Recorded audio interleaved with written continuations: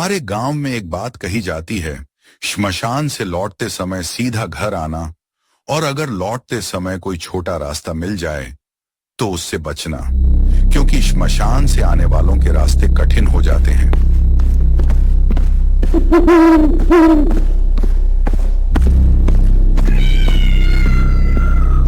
अंतिम संस्कार के बाद लोग कम बोलते हैं, क्योंकि दुख में आवाज भारी हो जाती है। और उस रात किसी को नहीं पता था कि सफर अभी खत्म नहीं हुआ। आधा घंटा चलने के बाद बैल अचानक रुकते हैं। लालू उतरता है। रास्ता तो टूटा हुआ है, आगे कैसे जाएंगे? ये रास्ता पहले नहीं था। लगता है हम लोग रास्ता भटक गए हैं। हम इंसानों से पहले इन जानवरों को अनहोनी का एहसास हो जाता है। लगता है कुछ तो गड़बड़ है। सब चुप। रास्ता लंबा होने लगा। पहले किसी को कुछ अजीब नहीं लगा, क्योंकि रात में रास्ते अलग दिखते हैं। लेकिन धीरे धीरे उन्हें महसूस हुआ, पेड़ बदल नहीं रहे, हवा बदल नहीं रही, जैसे टांगा चल नहीं रहा, बस आवाज दे रहा हो। राजीव पीछे देखता। श्मशान की आग अब भी दिख रही। कभी कभी डर दिखता नहीं, बस एक सवाल पूछ कर छोड़ देता है, जिसका जवाब कोई नहीं देना चाहता।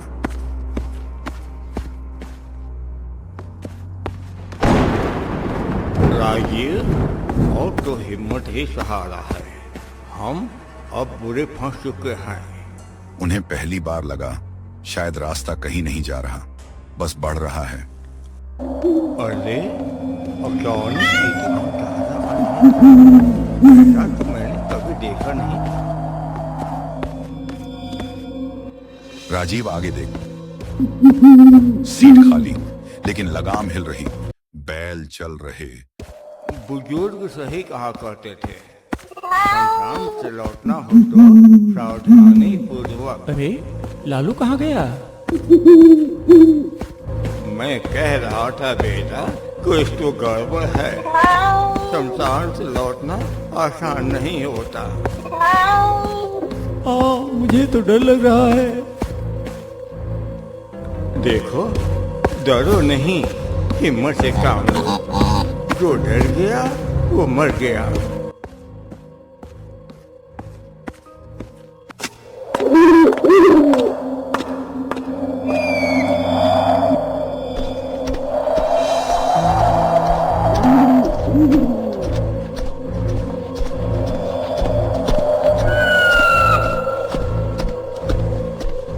कुछ दूर चलने के बाद जोरों की बारिश में सब घिर जाते हैं।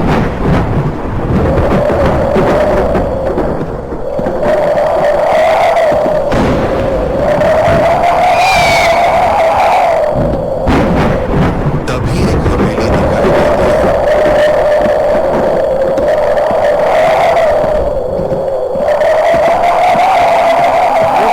रोशनी दिखाई दे रही है, लग रहा है कोई गांव है। अभी के लिए अच्छा होगा हम इसमें ठहर जाएं। बारिश बंद होगी तो हम लोग चलेंगे।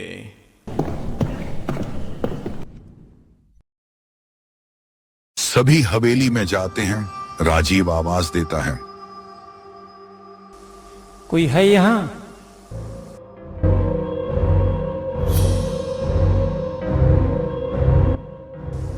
अरे मैं पूछ रहा हूँ, कोई है यहाँ?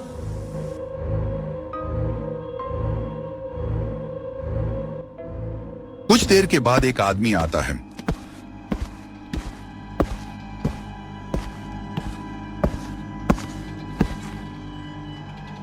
तुम लोग श्मशान से आ रहे हो क्या? हाँ, पर आपको कैसे पता? आदमी मुस्कुराता है।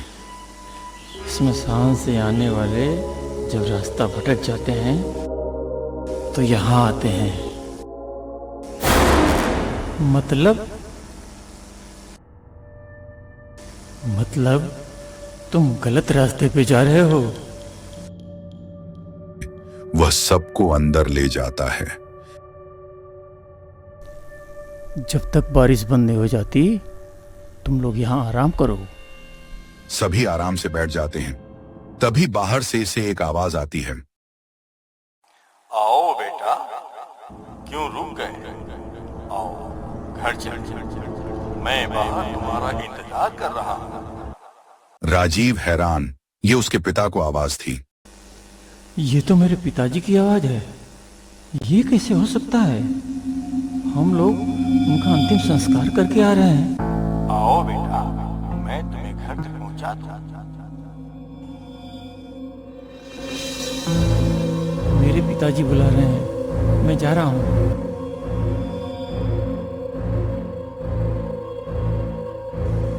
गलती मत करना।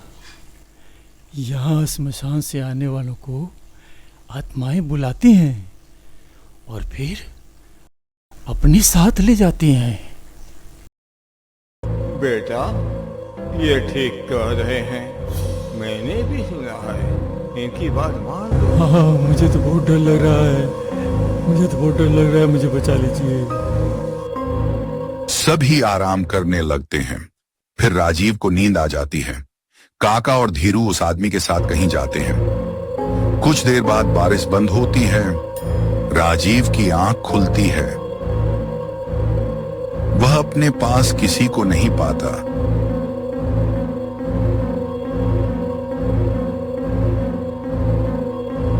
काका, काका, कहाँ चले गए सब लोग? काका, आप लोग किधर हैं? चारों तरफ आवाज लगाता है पर किसी का पता नहीं। तभी उसको एक आवाज सुनाई देती है। बेटा, तुम्हारे साथ धोखा हो रहा है। तुम हमारी संपत्ति के इकलौते वारिस हो, इसलिए तुमको गुमराह करके यहाँ लाया गया है ताकि तुम्हें मारकर तुम्हारी सारी संपत्ति हड़प सकें। ये झूठ है। हाँ बेटा, यही सही है। उस दिन मैं वहीं था जब वो साजिश रच रहे थे। मैं पूछ रहा हूँ, मैं तो गाड़ी यहाँ ला दूंगा, लेकिन मुझे क्या मिलेगा बदले में? सबको बराबर हिस्सा मिलेगा। हाँ, आज बहुत अच्छा मौका है। शमशान से लौटकर उसे यहीं लाते हैं। पर वो इधर आएगा कैसे? काका, वो मुझ पर छोड़ दो। फिर तो मजा आ जाएगा। उसके पास अकूत संपत्ति है और वो संपत्ति अब हमारी होगी। लेकिन अब घबराने की कोई बात नहीं है। उन्हें उनके किए की सजा मिल गई है। मैंने उन्हें हमेशा के लिए तुम्हारे रास्ते से हटा दिया है। ध्यान रखना, हमेशा सतर्क रहना, क्योंकि इकलौता होने के कारण दुश्मन तुम्हारे बहुत होंगे। उनसे सचेत रहना। अब बारिश बंद हो चुकी है। तुम यहाँ से सीधे घर जाना, रास्ते में कहीं न रुकना। अब जाओ, अपना ख्याल रखना।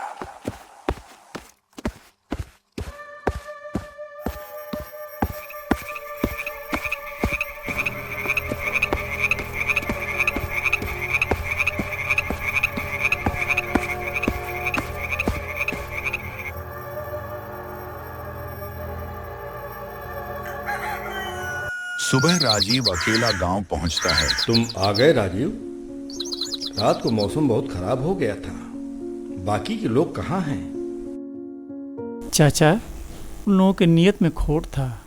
वो लोग मुझे मार देना चाहते थे। सारी कहानी बताता है। गलत काम का गलत परिणाम होना ही है।